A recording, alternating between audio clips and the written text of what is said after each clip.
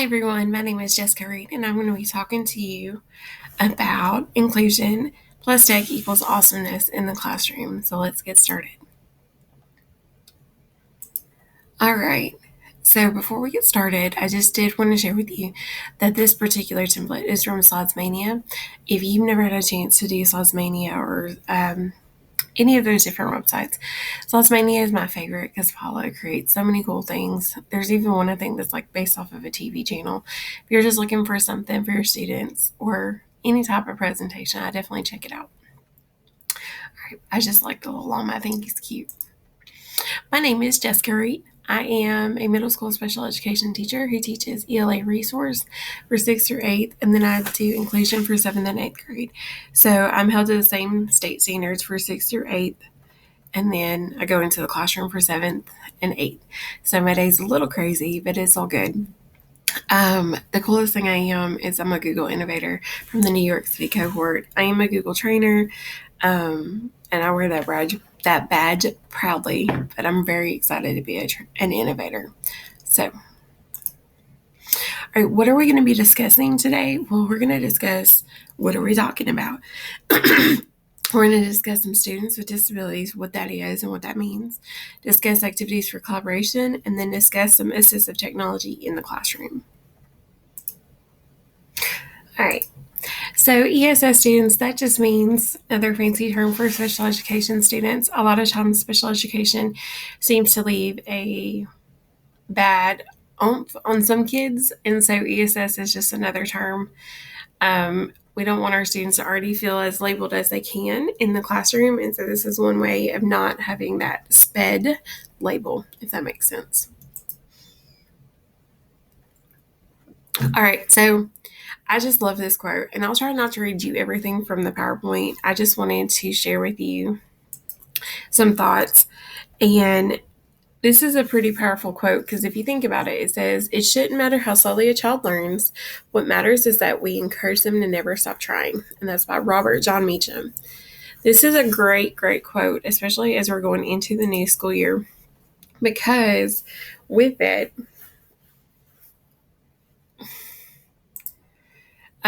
there's so many different opportunities that we can get frustrated with students or they can get frustrated with us. We want to make sure that they understand that we are here to support them. We always want to encourage them to continue to strive, even if it means just going from point A to point A.5, not A to B. All right, did you know that inclusion can be fun? And you needed to see my face for this. So inclusion is typically going to be considered co-teaching, or you might have it where it's collaboration. So sometimes that can be with a para, or you can have para support. So you can have your teacher and a para, or you could have two teachers. Typically, if you have two teachers, one teacher is going to be a special education teacher, so the one who can help you figure out how to really decipher some of your students. And you're going to have one teacher who is a general ed teacher, or also known as the content-based knowledge teacher. So they're the ones that are really specifically, like if you, as we get into middle and high school, they're going to be the ones who really know the math standards, the ELA standards. Hopefully your co-teacher will know some of those things as well. But if they are a special education teacher, they're going to be trained more on how to really help you break down some of that material into more usable knowledge for some of your students. Here's my other thing. Co-teaching is like an arranged marriage. So you can either get really excited and be really pumped about it, or it's really going to suck. There doesn't seem to be like a happy medium. Sometimes it's like an arranged marriage, and hopefully sometimes by December you want to be divorced. Let's hope that doesn't happen to you. Even if it does, please make sure that you guys are still faking it until you make it with the kids, because they will know. Just saying. Been there, done that. And then the true purpose of tech is for students to learn, but to have a better opportunity at learning, because the technology is there to help them enhance their capabilities in the classroom. So this also may mean that you are having them show mastery in different ways. So maybe instead of having them write an essay, they are creating a Google slideshow or creating some kind of cool art project. As long as the students are showing mastery of a subject, that's progress, and that's great. That's what we want. Okay, and this is the last time you'll see my face for a little bit. I just think this guy is hilarious because that is my face when somebody tells me, well, I'm not going to do that. If it's in the IEP, you have to do it. IEP is a legal document. There's a team that comes together to create this document for a student, and wham, bam, thank you, ma'am. You got to do it. So please remember that. A student, they want to just make sure everyone has success in the LRE, which is least restrictive environment. That's another fancy acronym. Please do it. You don't want to go to court. Court's not fun. All right, so one of my favorite things to do actually is to use Nearpod with students, and I love Nearpod because I feel like it is just a great template. Nearpod is very similar to Pear Deck. They are like apples and oranges. It's whichever one you prefer. Nearpod and Pear Deck are both presentation tools that are just there to help students to focus on one thing instead of having access to 800 other things. So let's talk about how I use Nearpod in my classroom. Okay, so I am an ELA teacher first, and I love to talk about protagonists and antagonists with my students. We don't really talk about we use those terms loosely because we're trying to build up our academic knowledge and our academic vocabulary, but sometimes it's just good guy versus bad guy. But I do want the students to understand what compare and contrast means and how that's the same as difference and similarities. Venn diagram is a great option to do that because it's a graphic organizer. Graphic organizers are fantastic for students with special needs because it's easier than writing. Like, let's just be honest. You don't have to fill out as much. My attention span is not having to focus on writing, making sure everything capitalized and all of that. I can just focus on the true purpose of the assignment. So with Nearpod, you can do it like in the Draw It feature, which is really cool. Another one that I love to do on Nearpod is going to be the collaborative board. The collaborative board is awesome because it's very similar to Padlet, where it's just going to have a big old corkboard in the back of your classroom, or even like those big old parking decks we had back in the day with post-it notes for entrance and exit tickets. The collaboration board is something that you can have the students just get to. They get to see it, and they have the opportunity to share their thoughts. You can also protect, like they don't have to show their name, but you can see it, which is a great tool. And then just the Time to Climb game is another one. Time to Climb game is very similar to Kahoot, Gymkit, Lookit, Quizzes, Quizlet, as however you want to use it. My students have really enjoyed Time to Climb just because they get to make fun little avatars like this. And then the backgrounds are really cute. And basically they have to climb a mountain, and whoever gets there first.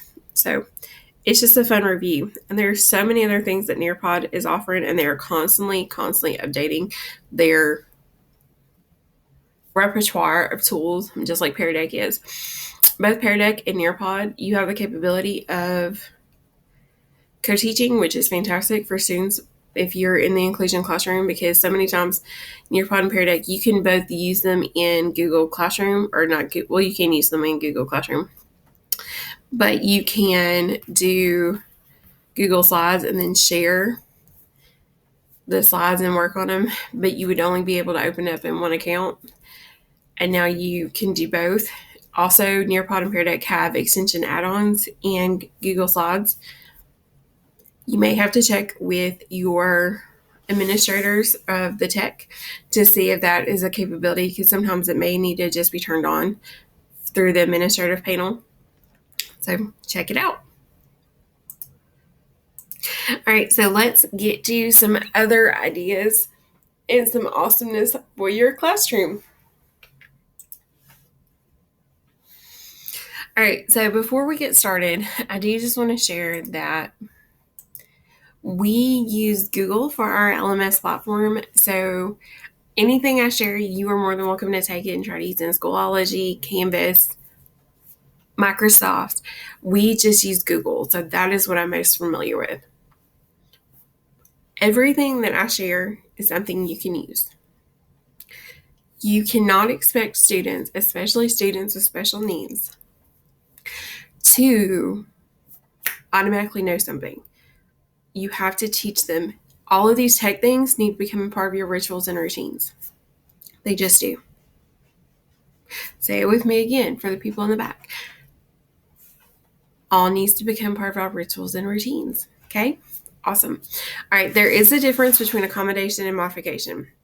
An accommodation is going to be something just as simple as if you have a student who y'all have a large group in your classroom and he gets very distracted very easily, and so you decide to pull a small group and you pull him to the side, but he's still in that same classroom and he's still working on the same material, that's an accommodation. Or even having the students listen to something rather than having them just read it on their own, that's an accommodation. A lot of times that's used for like testing.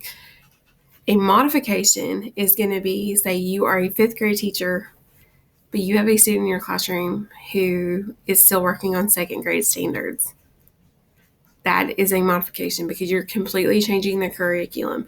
It's not the same thing. It's completely changing the curriculum. So that is the difference between accommodation and modification. And so many times those words are interchanged, but there is a difference.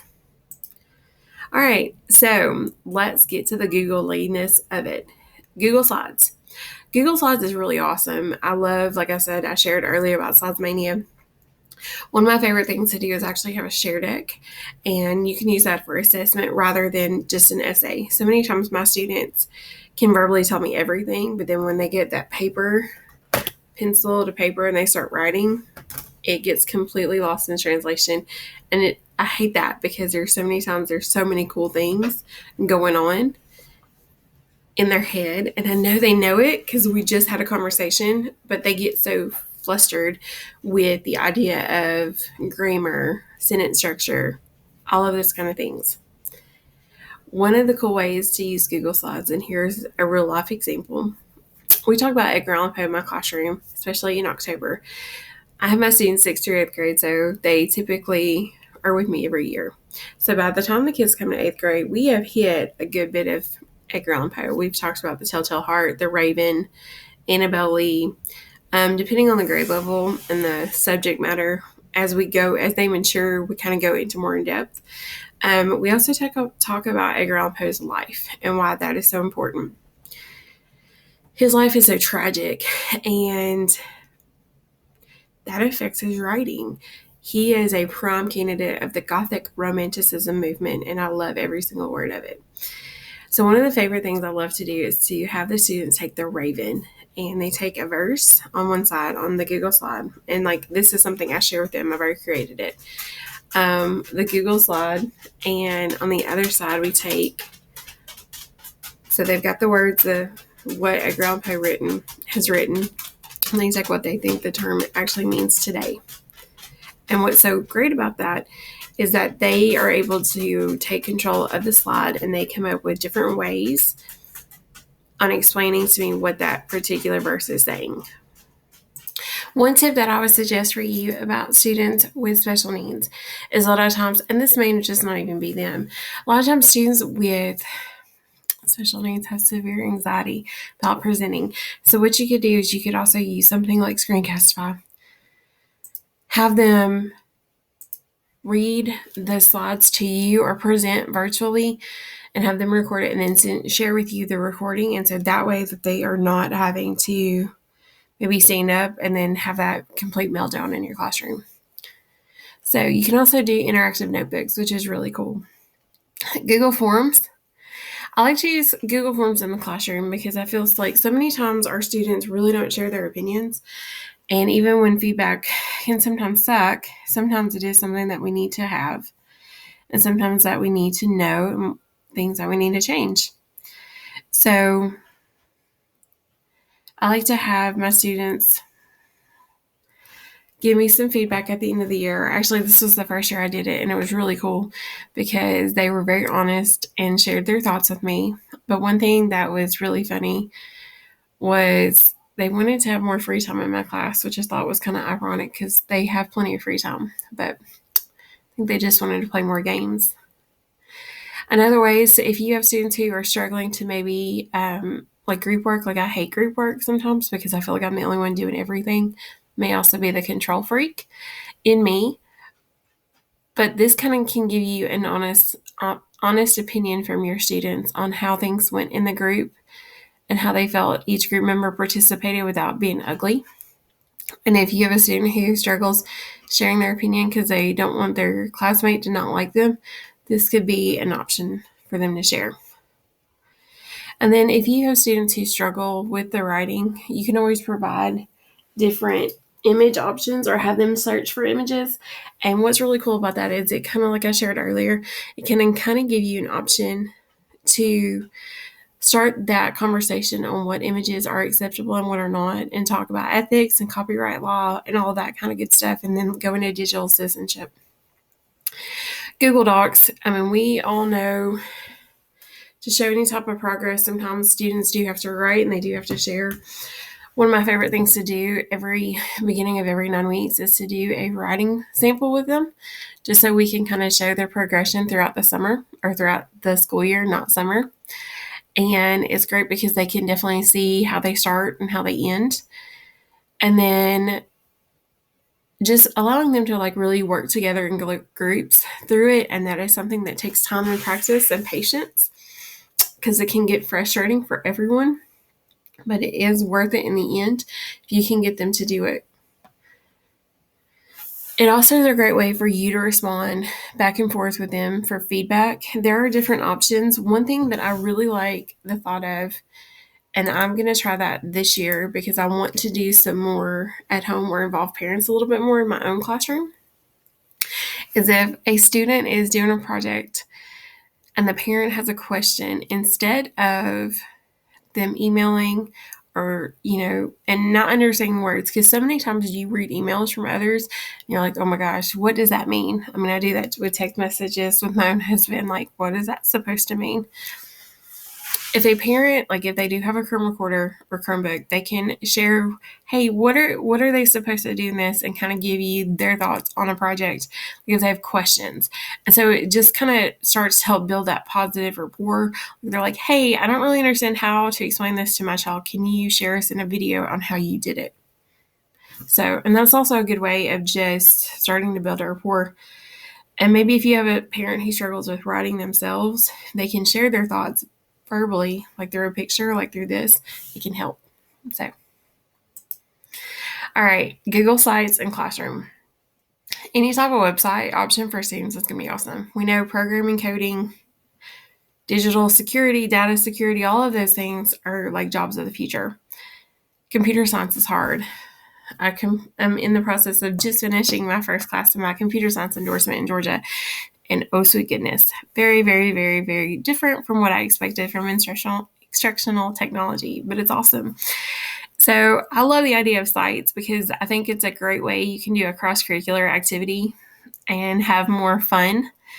And it can be something that is PBL, which is project-based learning, for the students, and that could lead to stuff for the real world. So say a student completes a project, you guys have decided as a grade level for science, math, social studies, and ELA, everyone's going to work on the same thing. You guys are going to they're going to come up with an invention or a product or a service.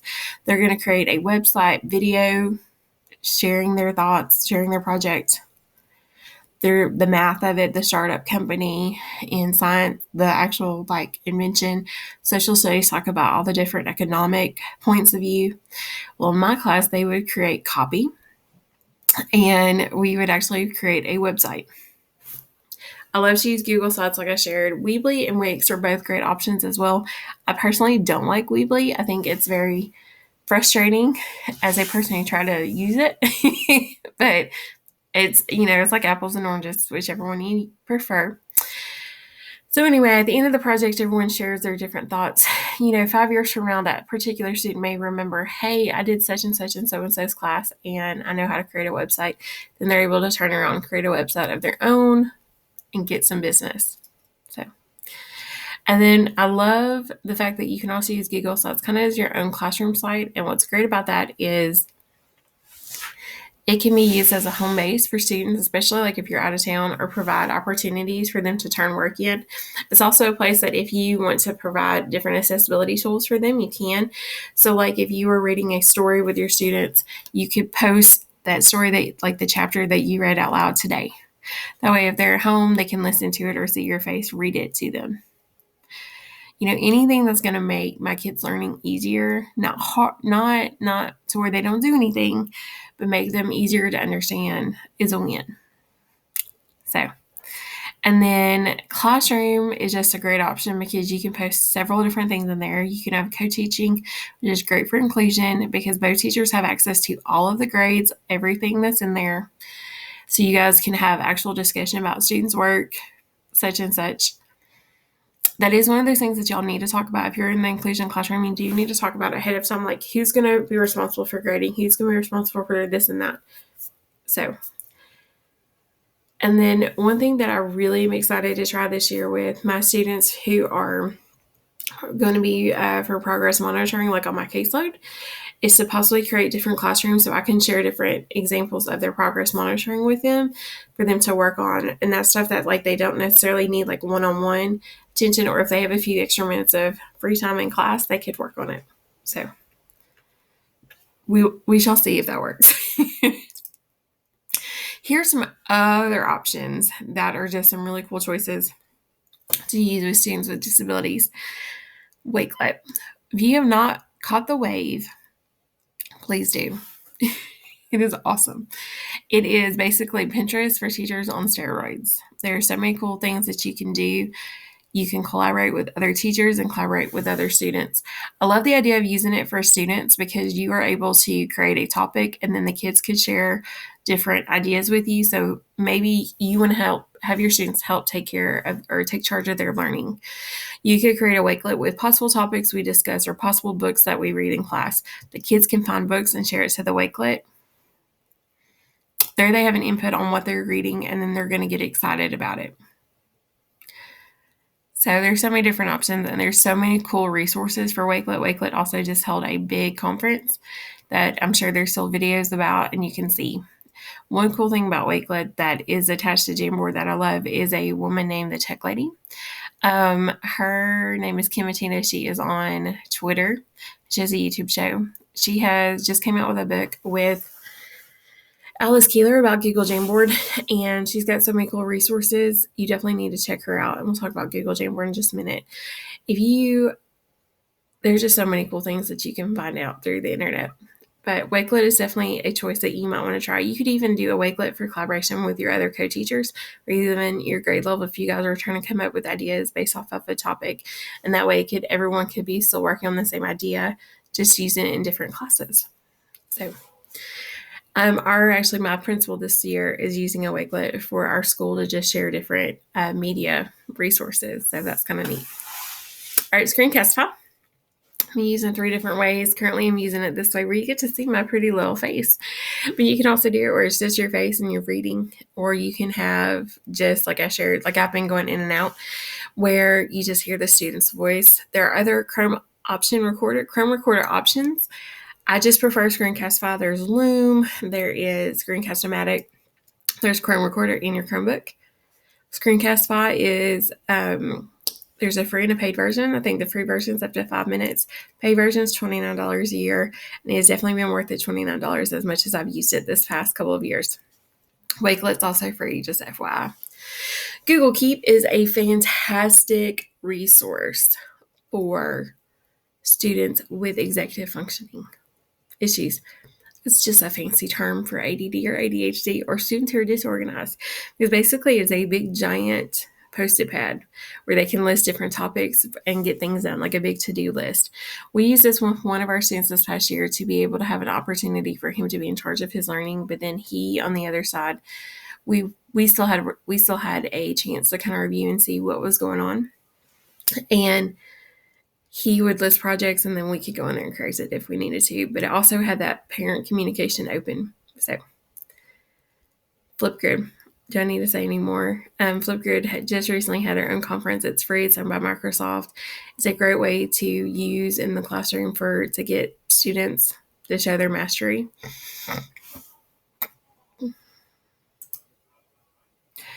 So one thing that I love to use for Flipgrid is going to be how I can post a question. My students can go to the corner of the room and they can use Flipgrid and they can do a selfie, and there's so many cool new templates like I just shared. I'm not going to judge my student based off of their writing a lot of times, because I don't test well. So I can't take like the state test to heart, which is very hard to do as a teacher because you want to see those scores. When you have students with special needs, I just want to see some progression. So if I can see that they at the beginning of the unit to now have made any improvement in their understanding the concept and the materials, then I feel like I've achieved, which is a hard thing to do because so many times in our pre-surface days we are taught they have to achieve, they have to achieve, they have to achieve. Not every kid's gonna do well on the test. I don't test well. So I'm not gonna keep going about it, but just Flipgrid's a great option, especially for students for ESO with ESOL as well, which is English as a second language, or ESL or ELL. All right, Pear Deck, very similar to Flipgrid. Pear Deck is really great for SEL learning, which is social emotional learning, because they have some great response tools. There's a lot more free stuff for Pear Deck than there is Nearpod. So it's just which one you prefer. Like I love Nearpod. My co-teacher actually prefers Pear Deck. So it's whichever one you like and use. And then, like I was just talking with Wakelet, there's Google Jamboard. It's easy and so fun to use. Basically, it's just a big whiteboard. You don't have to have like the super fancy whiteboard that Google has created that's like thousands of dollars because, yeah, I would love one, but I don't see that in my budget. You can use it on your phone or you can use it on the Chromebook or, anything. I believe you have to make sure you're in Google Chrome. Like I said, there's so many templates. Kim Matina, as I shared before, has a huge Wakelet. I guarantee if you just Google Jamboard, you'll get a ton of ideas. All right, here's some other great options. You've got Adobe Spark. Adobe Spark is great for if you want to have your students voice over. So maybe they create a presentation in Google Slides and they upload it, and then they're able to do music and all kinds of cool things to it with Adobe Spark. It takes a little bit of time and practice to use, but you can have your students collaborate with each other. You can even collaborate with your other co-teachers. Just take some time and practice to use. Now, I would not necessarily use this with younger grades. I'm going to personally try to use it with my 7th and 8th graders. Maybe not my 7th graders now that I think about it. My 8th graders there's a couple of them that should be able to handle it. So, Canva, don't do like I did and sign up for Canva Pro using your school email and start paying for it and then realize, oh snap, I could have gotten it through Google, through Canva Educator because they rejected my application. So I'm going to have to go back in and be like, hey, sorry. There's just so many different options you can do with it. You can create cool infographics. You can create social media, which if you are having your students work on anything, Canva's got so many cool options. They've got presentation options. The list could go on and on. It's one of those that you need to play with yourself. If you are going to come up with something for your upcoming back to school, create it on Canva. It's super fun, super easy, and you can download it as a PDF or JPEG or whatever. So, okay, this is my favorite thing to talk about. I apologize, guys. Somewhere apparently I clicked. I did not know that you can make your face bigger. So that's why my face was going. All right, so Blooket. Blooket is this really cool, fun game, and you can actually just click on it to the link. All of these should be linked, so hopefully if you get my presentation. See all the cool avatars? It's just learning reimagined. I don't know what's so cool about it. It just is. To me, it has a whole bunch of game modes that the kids get to choose, which maybe seems why it's a little more fun than Kahoot or Gym Now, Gym Kit is really cool when it comes to Halloween because they have zombies versus humans, which is really cool for like middle schoolers and high schoolers. But it's just fun ways to review or even introduce a new concept to your students. I love it for my ESS students because it's not as competitive as Kahoot. Kahoot is great for self-practice, and they now have that option. If you have a student with autism or if you have a student who struggles with transitions, or like if they fixate on something and they got it wrong, you will never hear the end of it. It moves so fast and so quick, like they don't really realize like, hey, I got that wrong. Like they do, but they have an opportunity to keep going. Whereas in Kahoot, it's just like, wham, bam, thank you, ma'am, you're done. So please check it out. It's so much fun. It's so neat. I love it. All right, here's just some other cool resources. And one is Mote. This is a Chrome extension that you can just add from your Chrome extension store. You just go to Google, type in the Chrome extension. It's going to end up being like a little piece in the near your jelly beans, the 3 little dots.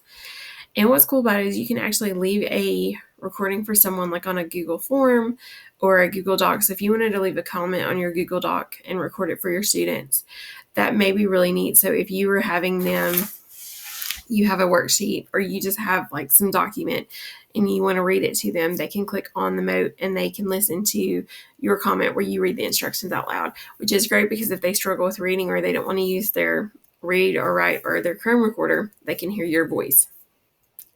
It's also if you want to just give some feedback for your student, one way they could do that, or vice versa. They could give feedback for you or ask a question.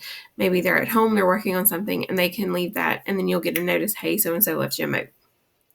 There's a free and a paid version. Mote also has a whole bunch of trainings that you can do. You can become a Mote certified educator. So check it out. All right, Twitter. I love the Twitterverse. My Twitter is at Kentucky Girl, KY Girl in Alabama, because I'm a Kentucky graduate and this lovely state of Alabama. I just think it's so cool because you can ask a question and you can get so many different answers and you can make so many connections. And it's funny because like I fangirl over things like, you guys have Eric Hertz. I share his resources all the time with my teachers. I love to share his website because he's got all these little Google videos that are like 5 minutes or less, and they're great resources. He tweeted me back, and I just thought, I fangirled. Or like Dave Burgess tweets you back. Any of those kind of things where you see someone who's like in higher up in ed tech, and you just get excited. So I made so many cool connections, and it's just really, really neat because you start to build connections and you find friendship with people and you find your people, I guess is what I'm saying. So definitely try Twitter if you haven't. And it's not intimidating. Just reach out and everybody's there to help you. It's not a competition. To me, it's the opposite of Instagram, where I feel like Instagram is just a picture perfect, and that's not reality of sometimes of classrooms. So, all right, Assembling Inclusion. I'm going to click on this because I want you to see this website. This is a website created by a girl named Katie Neves.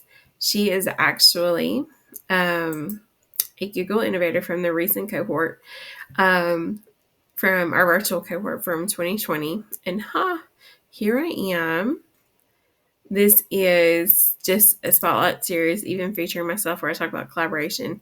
What's really cool is she has blog posts, and then she is going to have some micro mini courses where it's going to have different things for special ed. So if you are struggling with understanding how to do such and such, she has a micro mini course. I don't know how she did it, but this is probably one of the coolest resources I've seen for special ed in a very long time, for either general ed or special ed. Another one is going to be FET, or I'm not sure if I'm saying that right. Nearpod has this integrated into it as an option for an activity. It is by the University of Colorado. This is really cool because you can see virtual simulations from all of these different things. So all you would have to do is click on math, and it's going to give you different resources. How cool is that? And it's free. This kind of stuff is going to help your students with special needs.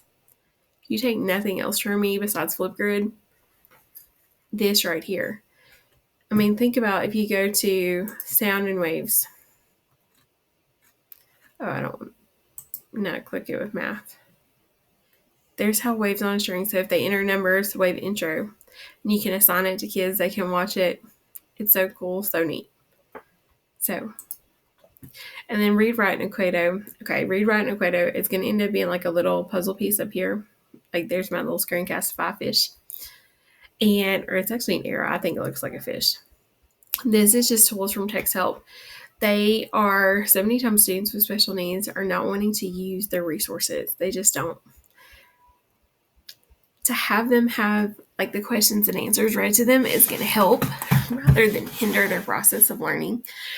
And so many times if you have testing accommodations, which are just things that don't make the test easier for them, it just helps them complete the test, like extended time or having things read to them.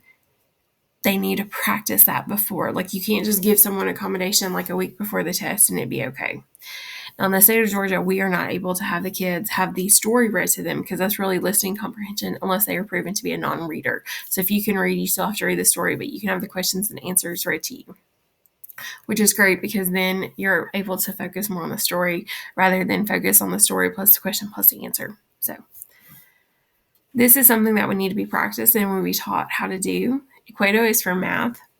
Just check them out. And TextHelp has a ton of resources as well. All right, we're almost done, I promise. And I know this is a whole bunch of information, but some of this stuff is really great for your classroom. Well, everything is. BrainPop. BrainPop is just an interactive website. Unfortunately, it is a paid one, but they have a YouTube with usually a lot of free stuff and free videos that you can find, and they've got some cool resources. They also have just like a news channel where they share things. Just check it out. For some reason, my kids, when they hear Moby talk about stuff, Tim and Moby, they seem to get it better than when Miss Reed talks about it. Flocabulary. I love Flocabulary. They also have a paid version as well. This is something I would definitely consider if you are looking for things to individualize or differentiate instruction. Vocabulary is a great option because you can have the students sit there and they can watch a fun video and then they can do some different activities and then you get the instant data and you can see even after they try the quiz like 4 times, you can see what they've missed. I mean, it's awesome. And they're super catchy songs as well. And Flocabulary is owned by Nearpod. Now, there's still 2 separate subscriptions. I don't know when they'll ever merge. But this is definitely worth it. Like, I fought for us to have this last year because I use it all the time in my classroom. Poplet, this is just a great tool that allows students to really kind of start like with a web here and then like pop off into little poplets. Kind of looks like popcorn kernels everywhere. But if you have a student who's struggling to, okay, here's the subject. How do I get from here to here? Okay, but here's all my different ideas. It's just kind of a great visual representation that they can do on the computer. WeVideo just had a really cool conference that you can check out. This is a thing that includes green screen and so much more. Green screen, in case you didn't know, is usually like when you see a fun background. If you watch TikTok or anything, you can see green screen. I need to work on this more because I think this is a very cool option. If you are a Google trainer, you can actually get a year free of it. This can be kind of pricey, but if you can make it work in your stuff, it's really cool. So just check that out. And they've got so many cool resources as well. And some pretty cool swag too if you become like an ambassador for them. Okay, Edpuzzle. They have a free and a paid version. The free version works just as fine. They have a whole bunch of certifications you can get as well if you're into the badges. I have a love-hate with Edpuzzle currently because I do love that basically what it is, it's videos that like in the middle of a video, like it can be a 5-minute clip from YouTube. In the middle of the video, it has questions and the kids have to answer the questions because they can't move on until they answer the question. I've had to watch so many Edpuzzles recently for a class. That's why I have a love-hate with it. But it is a very neat tool because the kids don't have to like think about watch the entire video and then think and answer 10 questions, and it's kind of chunked up into smaller little bits, and that helps. Anytime that you can chunk an assignment, chunk anything for a student, it's going to help them be more successful. All right, so now that we've gotten to all of that goodness, let's get into some assistive technology. Okay. Assistive technology can be something very, very simple all the way to complex. And it can cost nothing to being super, super duper expensive. Okay. So what I'm going to share with you on the next couple slides are probably things that you didn't even realize are assistive technology. Assistive technology, I'm going to share this definition with you because I feel like this is the true definition of it. It's the products, equipment, and systems that enhance learning, working, and daily living for persons with disabilities. Sometimes persons with disabilities are students with special needs. Sometimes they're not. Sometimes you may not know a person has a disability because they don't show it. It's not like a physical deformity. It's not, noticeable. Sometimes you may have ADD and may not even know it, to where you would need some type of assistive technology. Or sometimes, you can spot, hey, they've got an electronic wheelchair that is there to help them. Assistive tech isn't bad. It's awesome. There's so many cool things that you can do and learn and create a better opportunity for learning in your classroom by using this stuff. And I guarantee you, even students with disabilities are not the only one who uses assistive tech. We just have to make it known through IEPs, because if there's things that need to be bought for the particular classroom, we have to make sure that they're used correctly. All right, so some no tech ideas. I'm not going to read this all to you, but I will share my highlights with you.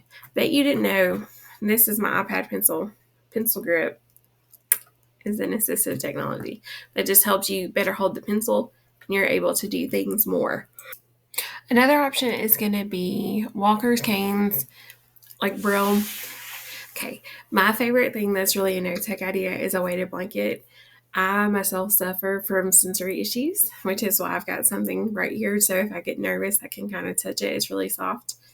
A weighted blanket is going to help someone with sensory need to feel pressure to kind of calm down.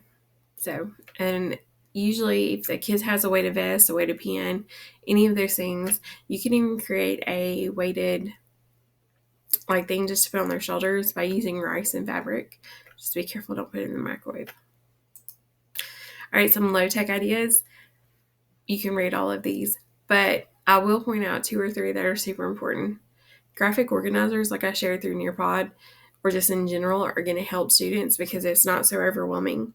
If you have a student who is struggling with having so much on the page, like this, if you can break it down into smaller sections, or maybe if you're doing 10 math problems, have them do 5 and 5 on each side. It's going to help them because they're not so overwhelmed by what the expectation of the work is. They're still doing it. It just doesn't look as much. Visual schedules. I can't preach this enough. If you have a student who struggles with transitions, and as I say that, you can think of one student who just comes to your mind that you do, a visual schedule is going to help you. It can be something even as simple as a post-it note on their desk, like first, next, then last. Or, you can get really cutesy with it. Like when you get up to middle and high school, they don't typically want cutesy stuff. Or even if you just have a visual schedule on your board to say, this is what we're doing now, first this, next this, then this, it's going to help you so much because they will know what to expect and when to expect it. And that doesn't take a lot of effort, depending, like I said, if you want to be cutesy or not. And I'm not as cutesy as I like to think I am. And anything that's manipulative is going to be considered a low-tech idea. It's assistive technology, especially in math when you start using counting blocks and all those kind of things. That's considered a manipulative, which is assistive technology. So see, I guarantee you're using all of these things in your classroom that I bet you didn't even know that was assistive technology. All right, some mid-tech ideas. Here is the kicker. Some of this stuff is going to cost a lot of money. If you think that you have things you need for students with special needs, take it up to a special ed teacher or take it up to your principal and be like, hey, I need some help. I promise you can get the funding if you need it for your students. Just may take a little bit of time and effort. Okay. This is one that some can get really frustrated with for adaptive seating or flexible seating, because I know we have COVID and all those kind of fun things going on. A bouncy ball can be a great tool for students with like ADD or ADHD because they want to bounce all the time or they want to rock. They still have to be held responsible for using it appropriately. Or, the wiggly butt chair, they still have to be held responsible. Just because they have an IP doesn't mean that they shouldn't still be treated just like everybody else.